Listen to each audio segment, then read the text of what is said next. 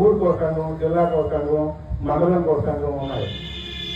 అంతేగాని రాష్ట్ర స్థాయిలో సంఘం లేదు. మనకి రాష్ట్ర స్థాయిలో సంఘం లేకపోతే మన సమస్యలకి పరిష్కరించాలంటే ముఖ్యమంత్రి స్థాయిలో అవుతాయి, కానీ ఒక జిల్లా స్థాయి కలెక్టర్ కానీ చైర్మన్ కానీ మనకేమి చేయలేదు. ఒక జీవో తేవాలి. జీవో తేవాలంటే రాష్ట్ర ప్రభుత్వం శాసనసభలో జీవో అవ్వాలి, రాష్ట్ర స్థాయిలో జీవో అవ్వాలి, రాష్ట్ర అధికారులు జీవో ఇవ్వాలి.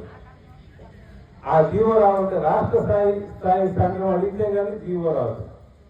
కాబట్టి ఇది కష్ట సాధ్యమైనా సరే అన్ని జిల్లాలను కలుపుకొని ఒక రాష్ట్ర స్థాయి సంఘం పెడుతుందని, అది ప్రజా కళలు అయినటువంటి జానపద కళలు, అలాగే పౌరాణిక నాటకాలు, సాంఘిక నాటకాలు, అన్ని 64 కళలకు సంబంధించిన కళాకారులు అందరితో కలుపుకొని అఖిల ప్రజా కళాకారుల సంక్షేమ సంఘాన్ని స్థాపించారు.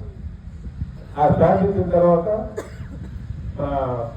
అప్పటికి తెలుగుదేశం పార్టీ రాష్ట్ర అధ్యక్షులు కల్లా శ్రీనివాసరావు గారిని కలిస్తే ఆయన ఈ సంఘానికి మీ సంఘంలో ఎంతమంది ఉన్నారు, అసలు ఏ కళారూపాలు వాళ్ళు ఉన్నారు, ఈ సమస్య ఏంటి పూర్తిగా రాశామని చెప్పారు.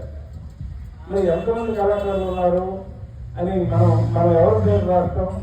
అక్కడి నుంచి ఈ 3 సంవత్సరాల నుంచి మొత్తం రాష్ట్రంలో తిరుగుతున్న క్రమంలో 16 జిల్లాల్లో మనకి కాంట్రాక్ట్స్ ఏర్పడ్డాయి. కానీ ఏ జిల్లాలో కూడా సంపూర్ణమైనటువంటి కమిటీలు వేయలేదు. ఎందుకంటే జిల్లా అంతటి మనం టచ్ చేసినప్పుడే ఆ జిల్లాలో సంఘం పెట్టాలనే ఉద్దేశంతో శ్రీకాకుళం జిల్లా నుంచి అది ప్రారంభించాలని అనుకున్నాం.